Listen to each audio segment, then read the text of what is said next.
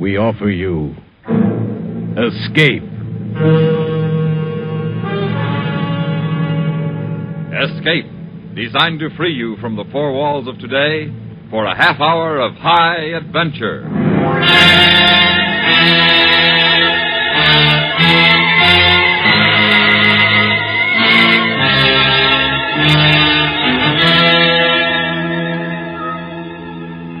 You are in a farmhouse on the southern coast of England, the autumn countryside around you desolate and bleak. And you know that in the dusk outside, waiting patiently for you, silently watching for you, is an enemy from whom there may be no escape. Listen now as Escape brings you Daphne du Maurier's story, The Birds.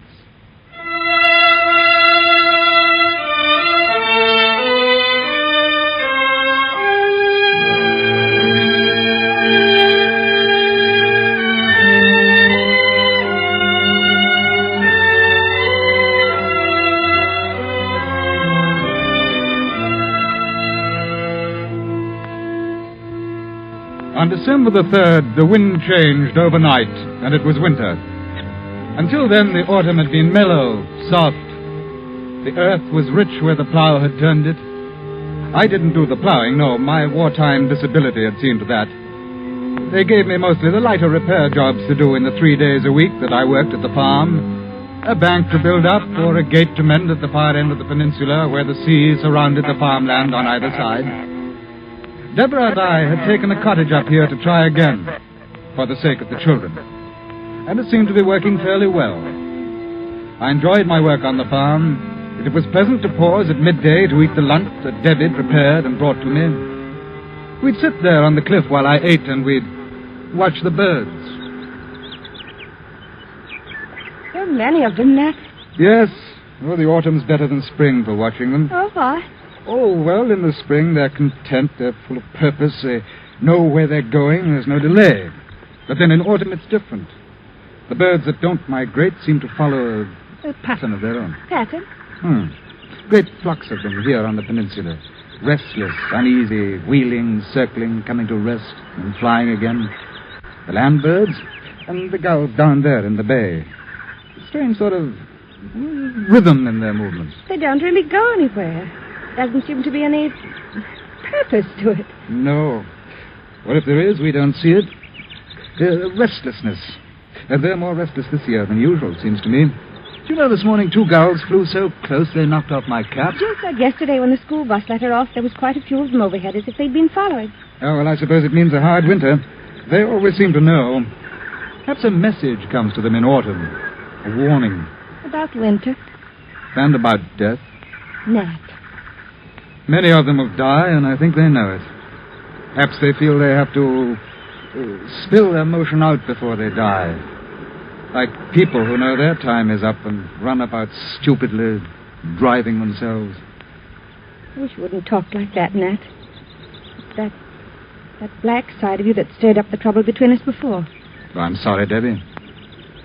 But it's come over me lately as I've watched them. The land birds mingling with the sea birds in a sort of strange, unnatural partnership. Land and sea. Life and death.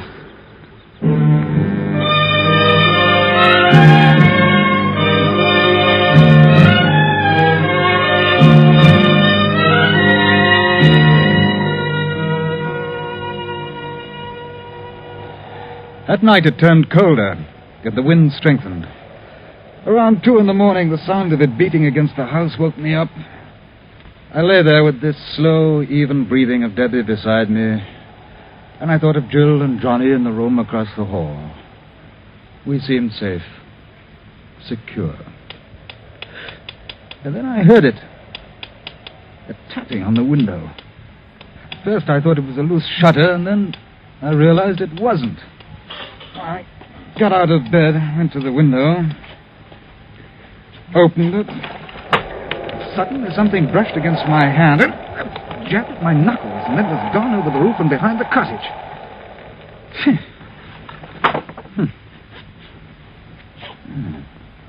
Nat, what's it? It's all right, Debbie. It was a bird.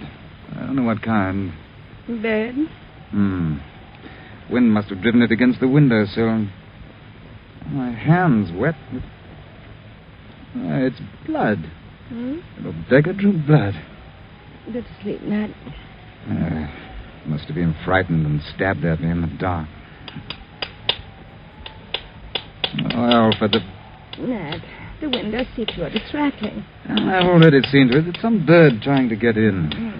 Send them away. I can't sleep with that noise. All right.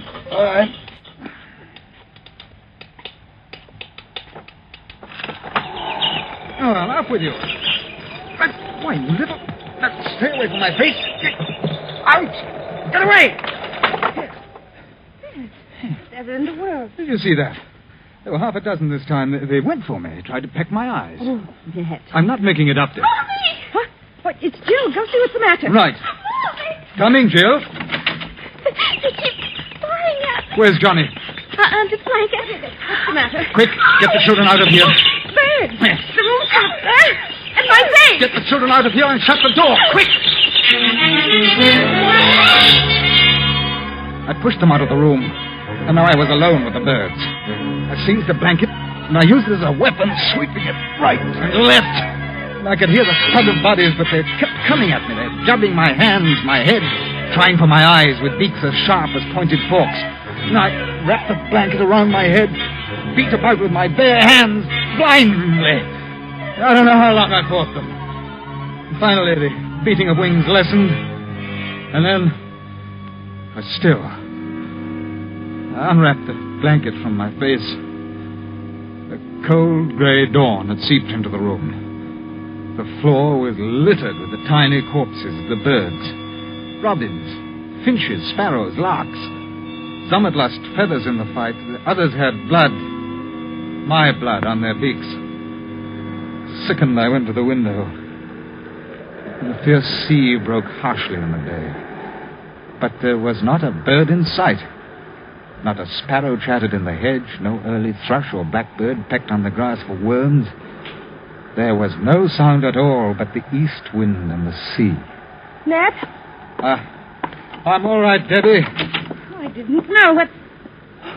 You're covered with blood. Some of it's the birds. Look on the floor. Oh, so many of them. Yeah, 50. I counted them. It's horrible. Come on, darling. I'll clean the room later when I've more stomach for it. It must have been ghastly for Are you. the children all right? Yes, I put Jill to work making tea. Johnny's in our bed just now asleep. Nat, why? The birds? Well, it must be the weather. The sudden change confused them. It has to be that. The tea's ready, Mummy. Oh, good. Did you drive away the birds? Yes, they're all gone now, Jill. I hope they won't come again. Perhaps if we put breadcrumbs for them outside the window, they'll eat that and fly away. Perhaps, dear. I've already had breakfast. I'd better hurry or I'll be late for the school bus. Bus. I'll walk with you to the road, Jill. Yes, I think that'd be a good idea. I'll go get my coat and books. I didn't want her to walk alone. Nat, they wouldn't come back again. Well, I'll go over to the farm and find out if they heard anything during the night. You keep all the windows and doors closed, Debbie, just to be on the safe side,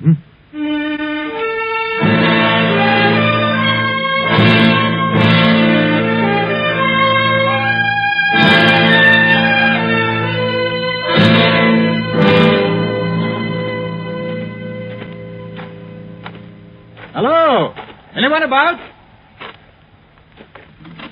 Hello, Mr. Hawkins. Was the mister around, Mrs. Trigg? Summer's about, but can you tell me where this cold is coming from? Russia? I've never seen such a change, and it's going on, the wireless says. Something to do with the Arctic Circle. We didn't turn on the wireless this morning. Fact is, we had trouble in the night. Oh, Kitty's poorly. No, not exactly, no. We had some trouble with birds. Why, it sounds absurd, but they flew in the window and attacked us. Attacked you? No, Mr. Hawkins. No, I'm not making it up, Mrs. Trigg. There are 50 dead birds on the floor of the children's bedroom. Foreign birds. No. No, the kind you see about here every day. Really? Well, you ought to write up and ask the Manchester Guardian. They'd have an answer for it. Morning, Hawkins. Mr. Trigg. Mr. Hawkins been telling about some birds last night. Oh? He says they attacked him. Attacked? Are you sure? Quite.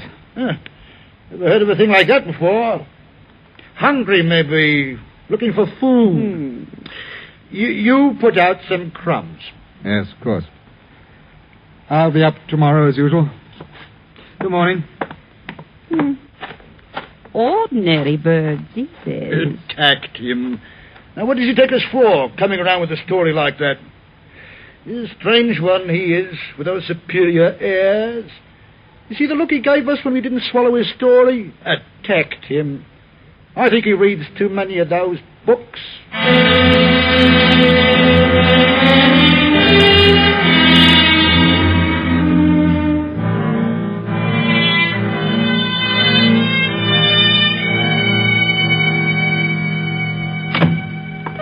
Nat, did you find out anything at the farm? No. The Triggs' brilliant advice was to put out some crumbs. Debbie, I looked all around this morning. There's not a single bird in sight outdoors. Where's they've gone? I don't know. The Triggs had no trouble last night. Not only that, they clearly thought I was imagining it. Oh, I heard Trigg mutter something about my superior airs and reading too many books as I walked away. Nothing's real to those clods until it hits them over the head. Well, they're nice enough people, Nat. It's just that they're isolated up here. Well, that's certainly the polite word for it. I haven't been able to face going into the children's room. The birds... Oh, yes, I'll go and clean it up.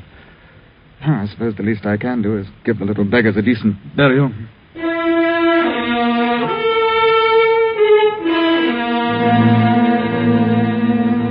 I dropped the dead birds into a sack, went down to the beach to bury them.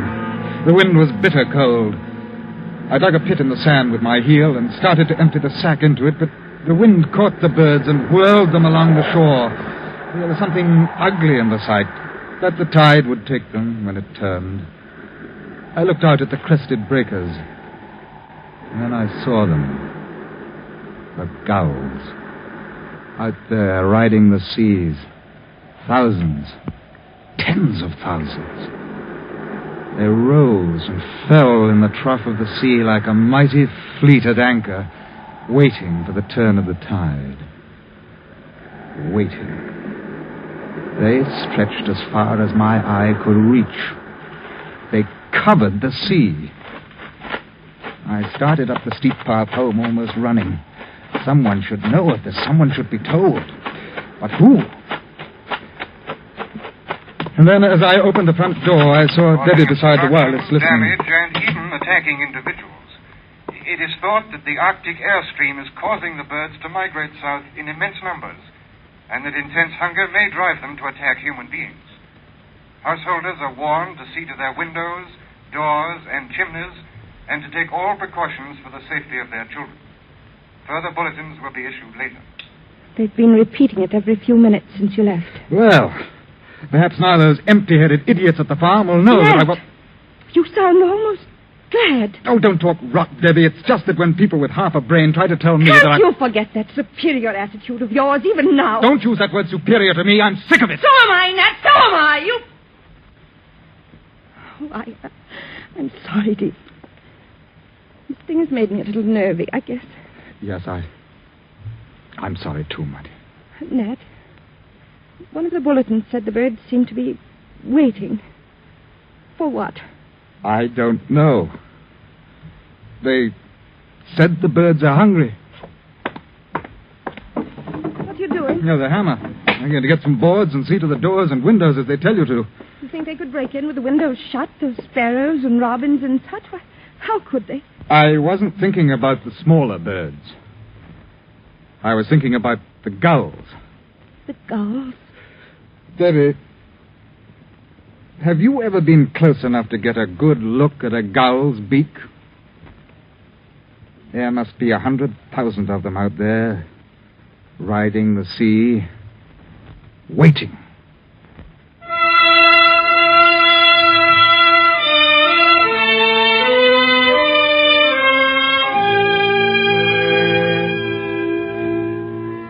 rest of the morning, I worked upstairs, boarding the bedroom windows. And I wondered whether they'd take these precautions up at the farm. I doubted it. It'd probably be a big joke to the Triggs. But according to the wireless, it was no joke. At first, some of the bulletins had been light in tone, but as the morning wore on, the concern in the announcer's voice became more and more apparent. Well, after I'd finished upstairs, I took the rest of the lumber down, boarded up the lower floor windows. What they ought to do is call the army out and shoot the birds. That would soon scare them off. Debbie, how are we off for food? Now, Nat, whatever next. Now, never mind. What have you got in the larder? Shopping day tomorrow, you know that. I don't keep uncooked food hanging about. It goes off. But I can put some things in tomorrow. Tomorrow? It's only 3 in the afternoon, and it's almost dark. What? Oh, yes. The sky. It looks so heavy. Nat, what's the matter? You've gone quite white. Look. The tide's turned. The gulls. They've risen. Circling over the sea. Not a sound from them. Nat. I'm going for Jill. I'll wait for her at the bus stop. You keep Johnny inside and keep the door shut.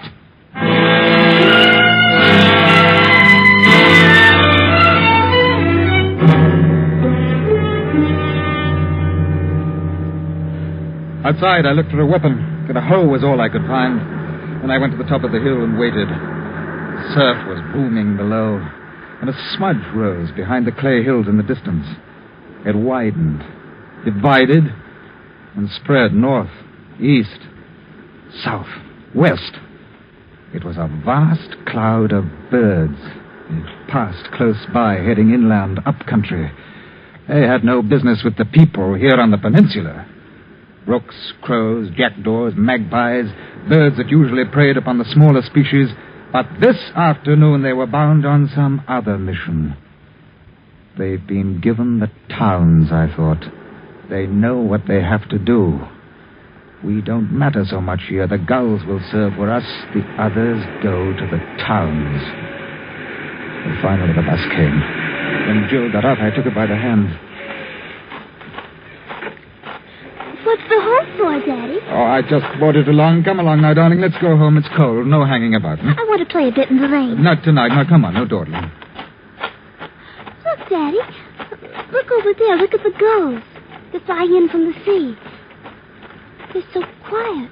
Yes, do hurry, darling. Where are they flying to? Oh, up country, I dare say, where it's warmer.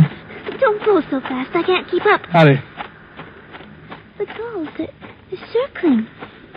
It looks like they're waiting for something. Yeah, for a signal, an order. What? Nothing. Come on, dear, faster. But I can't go faster. Wait. There's Trigg in his two-seater. Looks as though we're in for some fun, Hawking. Have you heard the news? Everyone's gone bird crazy, talking of nothing else. I'm going to take a crack at them with my gun. Could you run Jill home first? Oh, yes, of course. Not room for you two, I'm afraid. Oh, that's all right. Just get Jill home. Get in, Julia. You like to come shooting with me? No, thanks.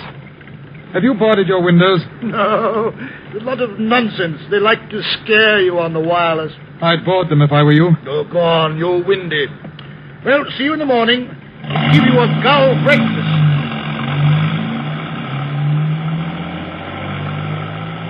I watched Trigg drive Jill toward the cottage, and then I followed on foot.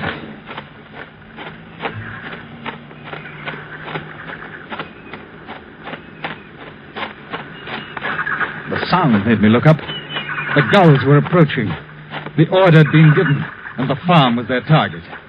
The black-backed gulls were leading, and there were bigger birds. Gannets, terns. And suddenly one of them dove at me, missed, rose to dive again, and then came the others, 6, 7, a dozen. I dropped the hoe, covered my head with my arms, and ran towards the cottage. They kept coming at me from the air with beating wings. Each stab of a swooping beak tore my flesh.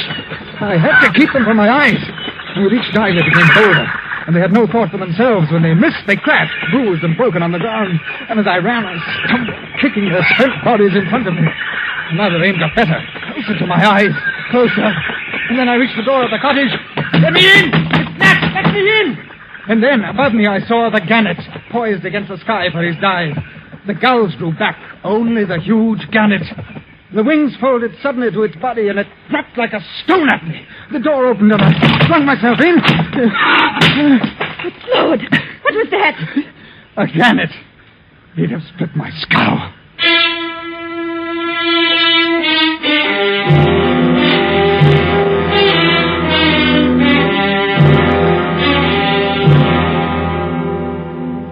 Better now? Yes, thanks. You're quite the wound dresser. Are the children? In the other room, I didn't want them to see you that way. No. Your hands are the worst. I'll be all right. We'd better all sleep here in the kitchen tonight. I'll bring down the mattresses. All right. I picked something tasty for supper and wasn't prepared. Wait. Listen. That sound. What is it? The birds crowding against the outside of the house. They're trying to find a way in. Nat! Don't. They can't get in. I tell you, they cannot get in. The boards will hold. For how long? How long? Stop it! Here. I'll turn on the wireless. That'll drown them out. Yeah. That's better. Yes. Anything so I can't hear that horrible rustle. It's only the food that worries me, Debbie. Now, I've noticed that the birds come in with the tide, but the tide will go out about 9 tonight, and we should have a lull of about 6 hours. I could slip out during that time and go to the farm, see if they can give us something. Here's London. A national emergency was proclaimed at 4 o'clock this afternoon. Nat! Measures are being taken to safeguard the lives and property of the population, but it must be understood that these are not easy to effect immediately, due to the unforeseen and unparalleled nature of the present crisis. It is absolutely imperative that everyone remain indoors until further notice. The birds, in vast numbers, are attacking everything in sight. The population is asked to remain calm and not to panic. There will be no further transmission from any broadcasting station until 7 a.m. tomorrow. It's like this all over, then. All over. Debbie, about supper, let's forget it. Let's all just try to get some sleep.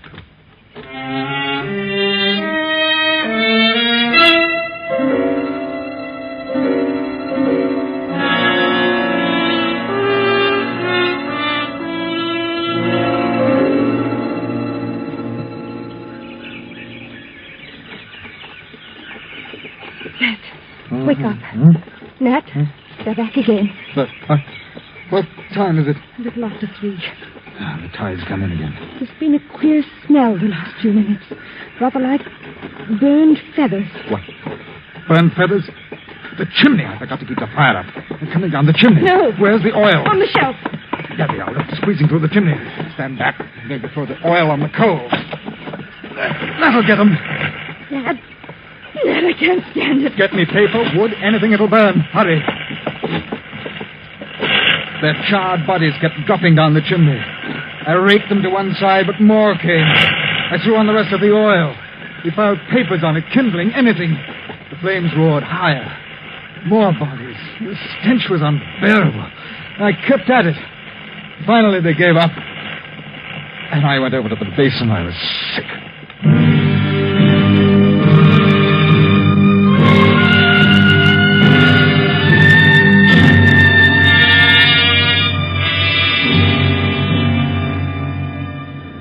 Around 9 in the morning, the rustling ceased. I opened the door a crack. Crushed birds were deep about the house, but there was not a living bird in sight. The tide had gone out. Now was my chance to get food and fuel. I ran all the way to the farm. There was no smoke from the chimney. I came round the corner of the house and stopped. In the doorway, almost covered with dead birds, were Mr. and Mrs. Trigg. What was left of them. Beside him was his gun. Beside her, a broken umbrella.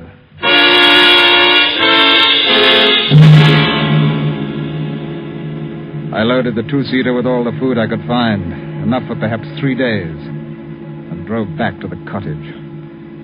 I told Debbie that Triggs didn't need their car for a while and had told me to take it. She said nothing. And towards nightfall, the birds came back again. We sat by the fire and listened to the rustle as they crowded against the house. But this time there was a new sound. They brought up their heavier forces against us, the birds with larger beaks. I could hear the sound of tiny bits of wood being torn away. They'll stay till the tide turns. Then they'll leave. Then they'll come back again. And they'll keep coming back. Nat. Yes? The Triggs. They're dead, aren't they? Yes. We're all alone. Strange. I feel closer to you than I've ever. That it should take something like this to bring us. Debbie, you may be interested to know that right now, I do not feel very superior. Don't, Nat. Oh, Nat. Nat, what do we do? I don't know, Debbie.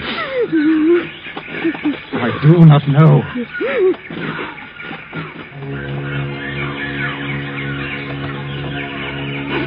I listened to the sound of the splintering wood, and I wondered how many million years of memory were stored in those little brains, behind the stabbing beaks, the piercing eyes, now giving them this instinct to destroy mankind with all the deft precision of machines. I switched on the wireless. It was dead. I reached for the cigarettes. There was only one left in the packet. I lit it. I threw the empty packet on the fire and watched it burn.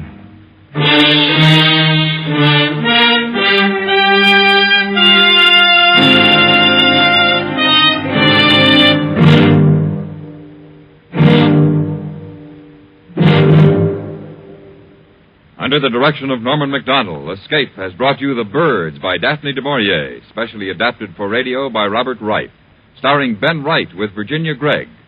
Featured in the cast were John Daner, Ann Morrison, Ann Whitfield, and John Dodsworth. Your announcer, George Walsh. The special music for Escape is composed and conducted by Leith Stevens.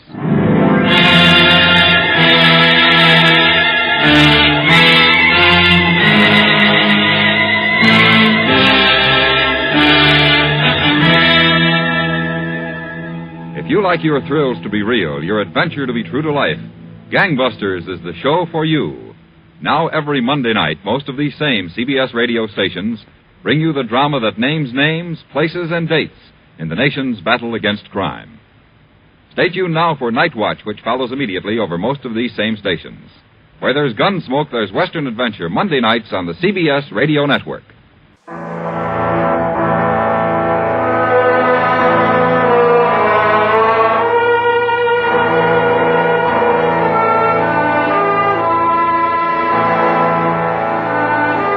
This is the CBS Radio Network.